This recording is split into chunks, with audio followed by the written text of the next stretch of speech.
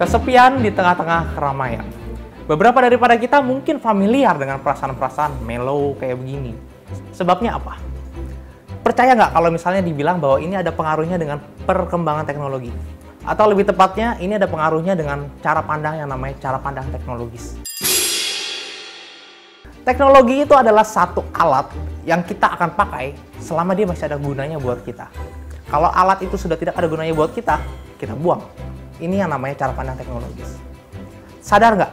Kalau seringkali kita kebablasan memakai cara pandang ini, bukan hanya kepada benda-benda saja, tapi juga kepada orang-orang di sekeliling kita. Kalau misalnya ada orang yang berguna buat kita, kita pasti simpan. Tapi begitu gunanya sudah tidak ada lagi, ketika orang itu sudah tidak lagi ada manfaatnya buat kita, kita buang. Jadi kita menganggap relasi antar manusia itu bukan lagi sebagai relasi human to human, tetapi lebih kepada human to things. Nah, dengan cara pandang seperti ini, kita tidak lagi menganggap manusia sebagai manusia, melainkan menganggap manusia sebagai alat yang bisa kita eksploitasi. Bagaimana manusia tidak merasa kesepian kalau dia menganggap sekelilingnya sebagai benda yang mati?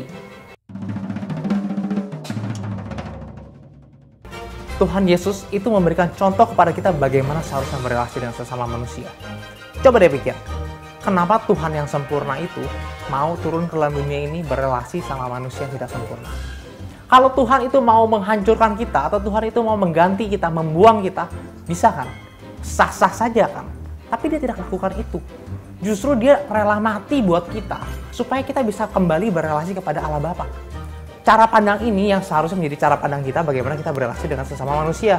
Bukan dengan cara pandang teknologis, melainkan dengan cara pandang Allah. Yaitu bagaimana kita itu menjadi mediasi, menjadi mediator, antar sesama kita supaya dia bisa kembali berrelasi kepada Allah, supaya dia bisa kembali menggenapi panggilannya di hadapan Allah. Nah, inilah relasi yang sejati. Ini relasi yang sesuai dengan firman Tuhan.